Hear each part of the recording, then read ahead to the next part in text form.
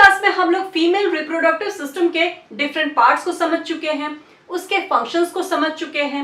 Female reproductive system में fertilisation कैसे होता है, कहाँ होता है, फर्टिलाइजेशन के बाद पोस्ट फर्टिलाइजेशन चेंजेस कहाँ होता है, कैसे होता है, उसके बाद बेबी का बर्थ कैसे होता है, ये भी हम लोग समझ चुके हैं।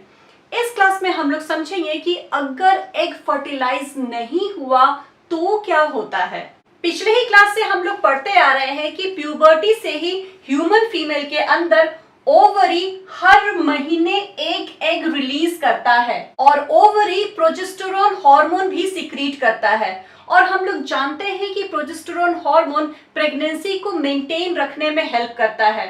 वो कैसे करता है अभी समझते हैं। प्रोजेस्टेरोन हार्मोन की वजह से यूटेरस भी अपने आप को हर महीने तैयार करता है फर्टिलाइज्ड एग को रिसीव करने के लिए।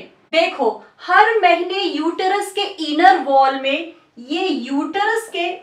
वॉल में बहुत सारा न्यू सेल्स बनता है। इसकी वजह से यूटेरस का इनर वॉल थिक और स्पंजी हो जाता है, सो दैट फर्टिलाइजेशन के बाद जब एम्ब्रियो यूटेरस में आए तो एम्ब्रियो को प्रॉपर एनवायरनमेंट मिल सके, प्रॉपर नरिशमेंट मिल सके। देखो, यूटेरस में ही एम्ब्रियो और फीटस 9 महीने रहता है, इसीलिए यूटेरस के वॉल का थिक होना, स्पंजी होना बहुत जरूरी है ताकि वो फीटस को न्यूट्रिशन दे सके। अब ध्यान से समझो, जब ओवरी से एग रिलीज होता है तो ये एग पहुंच जाता है ओविडक्ट में। ओविडक्ट में पहुंचने के बाद ये एग एक दिन तक जिंदा रहता है, मतलब एक दिन तक वो वेट करता है स्पर्म का ताकि वो फर्टिलाइज हो सके। अगर वो एक दिन में फर्टिलाइजेशन नहीं होता है तो एक दिन के बाद ये एग रैप्चर हो जाता है, नष्ट हो जाता है। और जब फर्टिलाइजेशन ही नहीं हुआ तो यूटेरस का थिक एंड स्पॉन्जी वॉल किसी काम का नहीं रहा। तब ये थिक और स्पॉन्जी यूटेरिन वॉल धीरे धीरे टूट जाता है। एग तो रैप्चर हो ही गया था, यूटेरिन वॉल भी धीरे धीरे रैप्चर हो जाता है और बाहर निकल आता है वेजिना के through as blood and mucus. ये ब्लड और म्यूकस वॉल्वा के लोअर ओपनिंग से बॉडी के बाहर निकलता है। इसी ब्लड एंड म्यूकस के शेडिंग को मेंस्ट्रुएशन कहते हैं। ये मेंस्ट्रुएशन हर महीने होता है और 3 से 5 दिन तक होता है।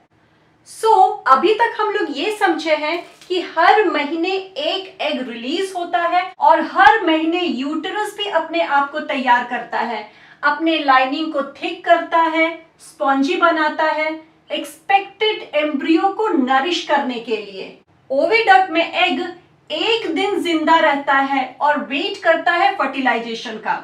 और अगर फर्टिलाइजेशन नहीं होता है तो एग रैप्चर हो जाता है, साथ ही साथ यूटेरिन वॉल भी धीरे धीरे टूट जाता है एंड वेजिना के थ्रू बाहर आ जाता है as blood and mucus.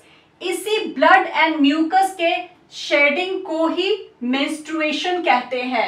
Menstruation हर एक महीने होता है और 3 से 5 दिन तक होता है। हमारे एनसीईआरटी में 2 to 8 डेज लिखा हुआ है, लेकिन जनरली ये 3 to 5 डेज ही होता है।